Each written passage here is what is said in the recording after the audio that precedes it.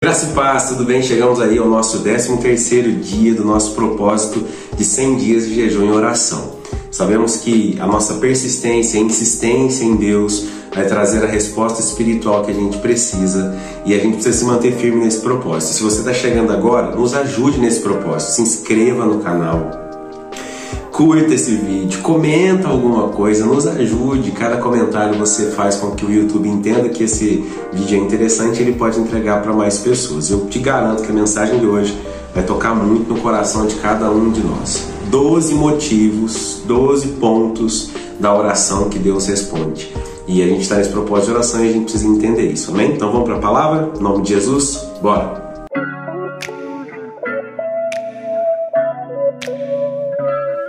Título, como eu disse, 12 motivos da oração que Deus responde. Por que Deus responde uma oração e a gente vai para a Bíblia entender isso? A gente vai usar como base um versículo só, mas você vai entender. Livro de Tiago, capítulo 4, versículo 3. Diz assim: E quando pedem, não recebem, pois seus motivos são errados. Pedem apenas o que lhes dará prazer. Eu acredito que em algum momento da sua vida você já teve aquele sentimento, aquela sensação de não ter uma oração respondida. E por mais às vezes que você orasse, você buscasse, parece que Deus está em silêncio e Ele não quer responder aquela oração em si, e nada acontece.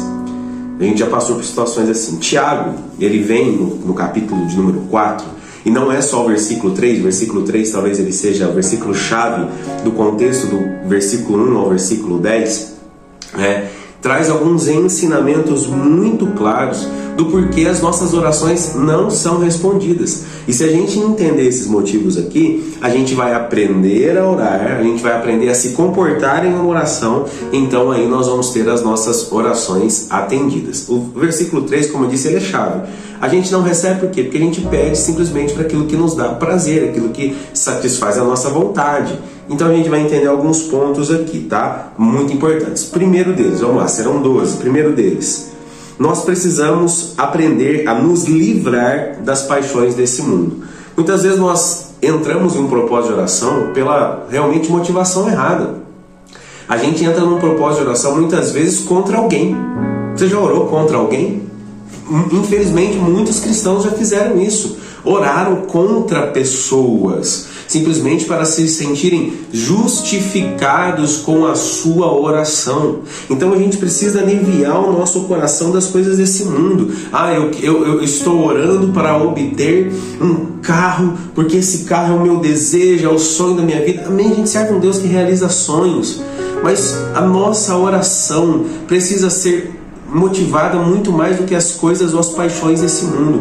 Eu quero entrar naquela empresa para mostrar para todo mundo que eu consegui, que eu venci, que eu superei, que eu calei a boca de quem não acreditava em mim. E muitas vezes, fora da oração, a pessoa briga, arruma contenda, divisão, discórdia, simplesmente para chegar onde ela quer, para obter o que ela quer, ela passa por cima das pessoas. Está errado. A gente precisa corrigir os nossos comportamentos para que quando a gente orar, realmente a gente seja atendido. O segundo ponto, se o primeiro é nos livrarmos das paixões desse mundo, das coisas que brilham nos nossos olhos e nos fazem às vezes brigar, pisar nas pessoas, o segundo é realmente nos livrarmos de cobiças, de invejas. Às vezes aquilo não é nem para você, as coisas não são nem para você, aquilo não faz parte do propósito de Deus para a sua vida, mas é tantas vezes aquele sentimento de querer ter, de ter inveja, realmente cobiçar aquilo, que a pessoa entra naquele propósito. Eu quero, eu preciso, eu tenho que ter isso. Outro ponto, terceiro ponto, encontrar a motivação certa. É digno você ter um carro? Claro que é. É digno você trabalhar numa boa empresa? Claro que é. Mas ter um carro, o motivo que te leva a orar para ter um veículo hoje é dizer: Senhor, eu preciso do carro. Não para mostrar para ninguém que eu sou melhor, mas para facilitar a minha vida no trabalho, para facilitar a minha vida com a minha família e para servir ao Senhor, para colocar o meu carro aqui, Senhor, à disposição do reino, para servir as pessoas. Deus, eu preciso entrar num trabalho melhor. Não é para mostrar para alguém, mas é para ter uma condição de vida melhor para minha família e para poder contribuir mais com o reino, para que o teu nome seja glorificado. Nós precisamos encontrar a motivação certa. Quarto ponto, nós aprendemos esse texto e Tiago, ele é muito claro. Ele diz assim, olha, ele chama a gente de adúltero no versículo 4, infiéis. Vocês são adúlteros, vocês são infiéis. Por quê? Porque a amizade com o mundo nos torna inimigos de Deus. O que é que realmente tem ardido no nosso coração? Qual que é o desejo do nosso coração? Será que você vive ansioso, desejoso de culto a culto? Puxa, eu fui no culto da semana, não vejo a hora que chega no domingo, já fui no domingo, não vejo a hora que chega o GC. Do GC tem gente que não tem compromisso nenhum com as coisas de Deus, vivem compromissados com as coisas do mundo, tem tempo para tudo do mundo, estuda, faz curso, faz viagem, vai na roda do ciclo social dele, mas não tem tempo para as coisas de Deus, não mergulha nas coisas de Deus.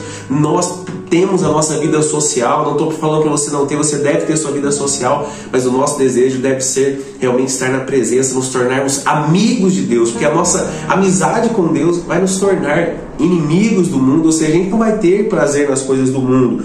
Outra coisa, quinto, buscar a presença do Espírito Santo, porque é Ele que nos ajuda, é Ele que nos dá compreensão, é Ele que nos traz convencimento. Como que às vezes eu quero algo de Deus e eu não estou sendo guiado pelo Espírito Santo, eu nem sei às vezes o que eu estou orando, eu nem sei o que eu estou colocando, mas quando eu busco as coisas de Deus em primeiro lugar, eu busco o Espírito Santo, Ele me dá discernimento. Sexto, nós precisamos ser pessoas carregadas com comportamentos de humildade. Nós precisamos aprender a ter um coração humilde, sabe? Jamais querer ter algo para ser melhor que alguém, melhor do que os outros, não.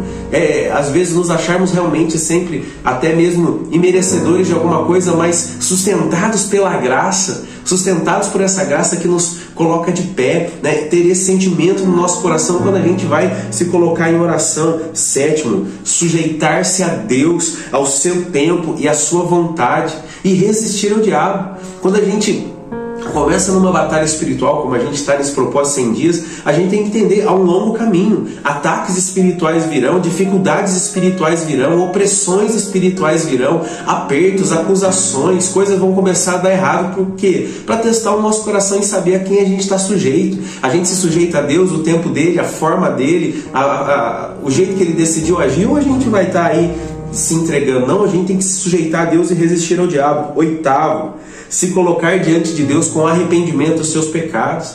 Tem gente que chega para orar, tem gente que chega para pedir algo a Deus, mas nem se arrependeu de um comportamento errado, de uma colocação errada, de uma situação errada que fez, de algo que fez que desagradou o coração de Deus. Então, se eu posso te dar uma dica, antes de pedir algo a Deus, coloque um coração arrependido diante dele, reconheça as suas falhas. Nono, não tenha a mente dividida. O que é ter a mente dividida? Aquela pessoa que não sabe o que quer. Uma hora ela quer Deus, uma hora ela quer o mundo, uma hora ela quer o carro, outra hora ela quer a viagem, uma hora ela quer casar, outra hora ela quer isso. Não, a gente precisa ser constante nos nossos sentimentos, nos nossos propósitos, sabermos em Deus quem nós somos e aonde a gente quer chegar. Tire a mente dividida do seu coração, da sua vida, que o seu coração não seja dividido, que a sua mente não seja dividida. Décimo, que a gente tenha um coração limpo, que quando nós nos colocarmos em oração, a gente se dispor a fazer algo a Deus ou às pessoas, que não seja por inveja, por ganância, por rancor, por raiva, ou nem mesmo por uma obrigação pesada, mas que o nosso coração seja limpo em todos os sentidos.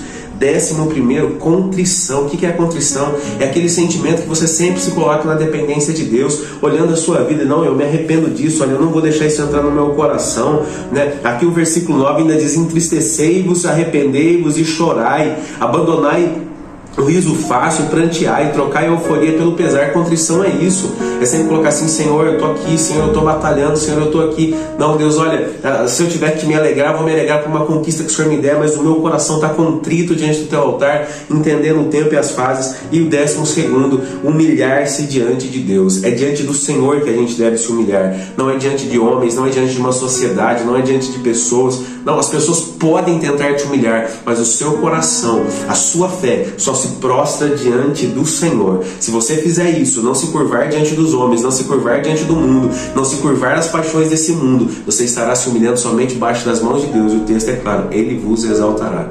Por isso eu acredito que esses são os 12 motivos que Deus responde a uma oração, tá bom?